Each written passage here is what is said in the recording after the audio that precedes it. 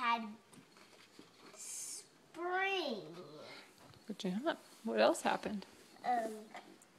It happened, it was blueberry falling.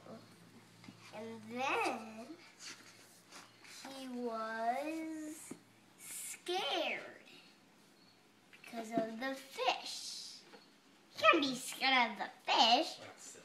Whatever. Okay. Then what happened is that